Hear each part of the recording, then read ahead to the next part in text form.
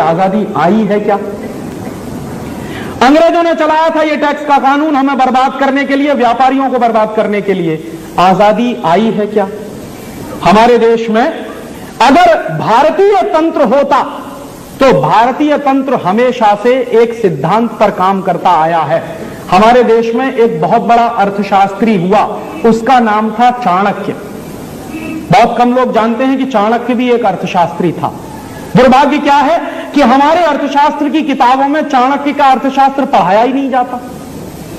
दुनिया जहान के तमाम अर्थशास्त्रियों को तो हम पढ़ते हैं, स्मिथ ने क्या कहा, स्टीवेंसन ने क्या कहा, उसने क्या कहा, फलाने ने क्या कहा, डिमाके ने क्या, जिससे हमको कुछ लेना देना नहीं है। लेकिन मेरे देश में जो सबसे बड़ा अर्थशास्त्री हुआ चाणक्य, उसी को नहीं पढ़ाते आपकी विश्वविद्यालय की शिक्षा में। माने गुलामी की शिक्षा है। चाणक्य जानते हैं क्या कहता था? एक बार चंद्रगुप्त और चाणक्य का झगड़ा हुआ। चाणक्य प्रधानमंत्री था, चंद्रगुप्त राजा था। तो चंद्रगुप्त और चाणक्य का झगड़ा हुआ। झगड़ा किस बात का हुआ? चंद्रगुप्त ने चाणक्य से कहा कि मुझे टैक्स कलेक्शन बढ़ाना, रेवेन्यू ज्यादा कलेक्ट करना। क्यों पूछा उसने? कि मुझे समाज सेवा के काम करने हैं। तो चाणक्य ने कहा कि समाज सेवा के काम तुम मत करो, इसके लिए समाज के लोग बहुत हैं, वो कर लेंगे।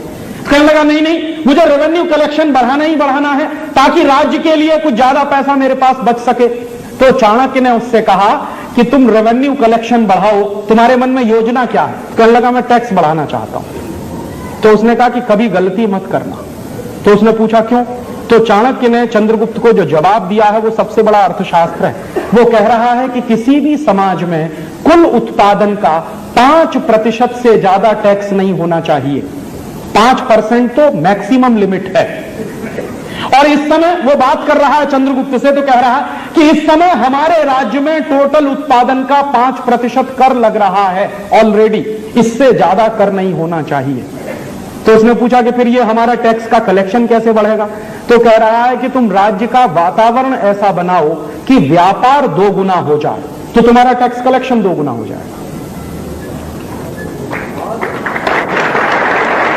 माने तुम व्यापार इतना बढ़ाओ कि वो अभी जो व्यापार चल रहा है उसका 2 गुना हो जाए, तो तुम्हारा टैक्स कलेक्शन 2 गुना हो जाएगा। टैक्स की दर बढ़ाने की जरूरत नहीं है। और वो चेतावनी दे रहा है कि ये गलती मत करना।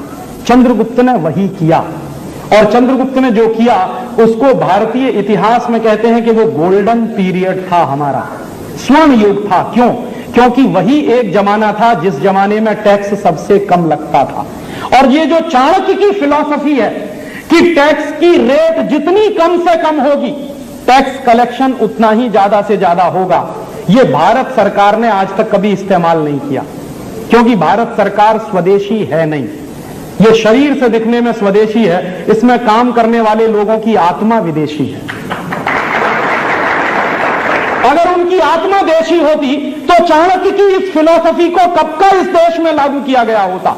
हमारे देश में एक ही नेता हुआ जिसने चाणक्य की इस आर्थिक फिलॉसफी को पूरी हिम्मत के साथ लागू करने की कोशिश की। शायद उसका नाम आप नहीं जानते होंगे। वो व्यक्ति था गुलाम बख्शी, जम्मू कश्मीर का चीफ मिनिस्टर हुआ। तो जब गुलाम बख्शी जम्मू कश्मीर का चीफ मिनिस्टर हुआ तो चाणक्य के अर्थशास्त्र को उसने पढ़ रखा था। तो चाणक्य के अर्थशास्त्र को पढ़ने के बाद उसने फैसला किया, चीफ मिनिस्टर बन गया। उसके तुरंत बाद उसने फैसला किया कि पूरे जम्मू कश्मीर में टैक्स की रिडक्शन करनी, टैक्स की दर कम करनी। और कितनी कम करनी है?